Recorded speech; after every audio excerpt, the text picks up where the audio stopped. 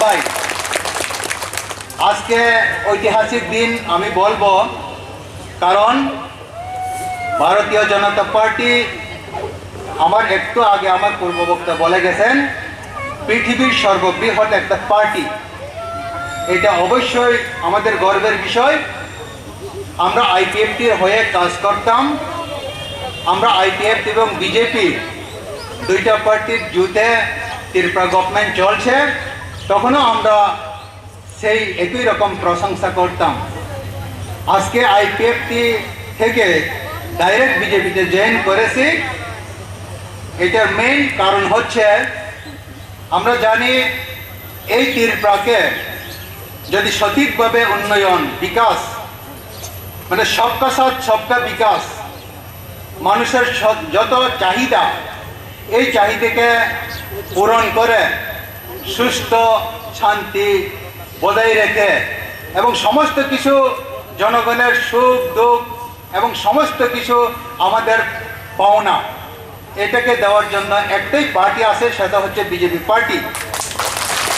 আমি আইপিএফটির হয়েও আমি দেখেছি আমরা আইপিএফটি এবং বিজেপি মাত্র 4 বছর সামথিং, মানে 4 বছরের একটু উপর হয়েছে মাত্র, যে কাজগুলো আমাদের ত্রিপুরা গভর্নমেন্ট, আমাদের শ্রদ্ধেয় মুখ্যমন্ত্রী এবং অন্যান্য মন্ত্রী তাদের নেতৃত্বে যে কাজগুলো করছে সেটা 70-75 বছরে এটা বিরল, এটা কোনো অস্বীকার করার বিষয় না।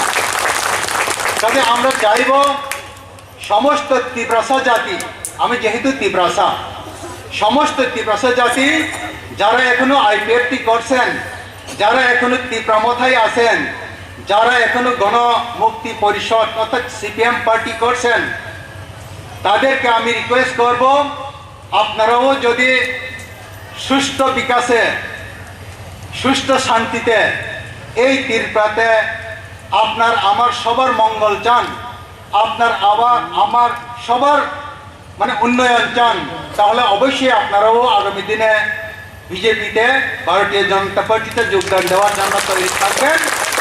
এবং আমি আজকে আপনাদেরকে একটু আমার দুঃখ প্রকাশ করতে চাইছি।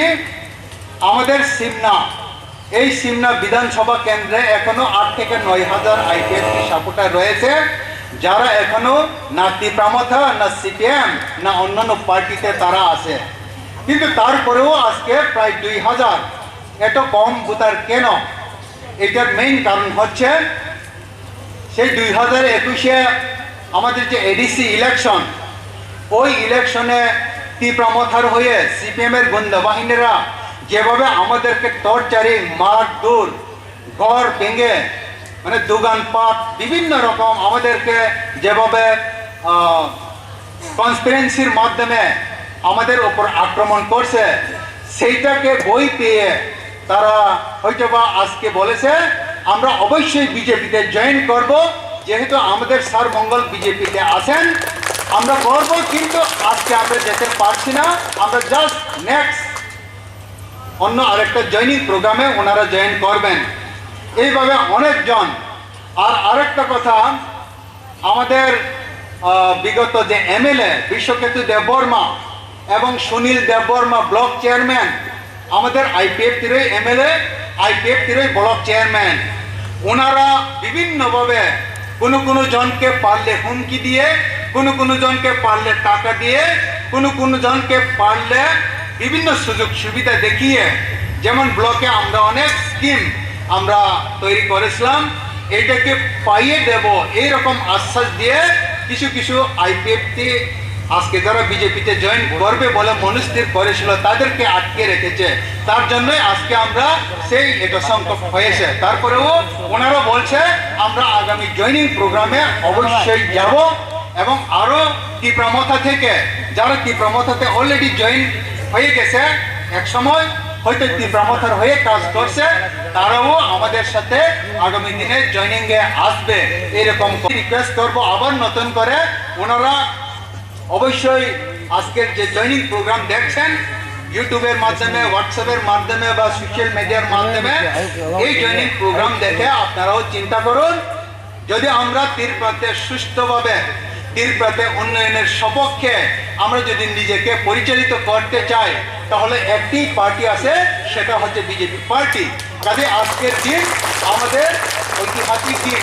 হয়তোবা সিমনাতে এইভাবে এত বড় অন্য পার্টি থেকে একসঙ্গে জয়েনিং হচ্ছে কিনা আমার এত জানা নেই। যদি হয়ে থাকে তাহলে মাফ করবেন। আমি বিশ্বাস করব আগামী দিনে আরো বড় জয়েনিং হবে এবং আমাদের যতগুলা আমার সাথে যোগাযোগ রয়েছেন তাদেরকে আমি সবাইকে রিকোয়েস্ট করছি। আরেকটা কথা হচ্ছে, আমি এই জয়েনিং প্রোগ্রামের জন্য মানে এত বেশি এদিক সেদিকে যোগাযোগ করি নাই, কারণ আমার সহকর্মীরা ওনারাই করেছেন। এখন আমাকে হয়তো তারা বিভিন্নভাবে একটা মনে সংশয় রয়ে গেছে আমাদের সার মঙ্গল যাবেন কিনা। সার মঙ্গল যেখানে থাকবে ওইখানেই থাকবো, ওই বিজেপিতে জয়েন করলে আমরা জয়েন করবো। কিন্তু অন্যদিন তো তাদের কাছে শুধু প্রশ্নই থেকেছিল, আজকে হয়তো ওনারা ডাইরেক্ট দেখতে পাবেন। কাজে ওনাদের মন পরিষ্কার হয়ে আগামী দিনে ওনারা জয়েন করবেন আমাদের সাথে। আমরা এই সিমনা 1 নং সিমনা বিধানসভা কেন্দ্রে আমরা পদ্ম ফুল ফোটাবো এবং আগামী দিনে আমরা আমাদের জয় নিশ্চিত করবো। এইটুকুই আমি আমার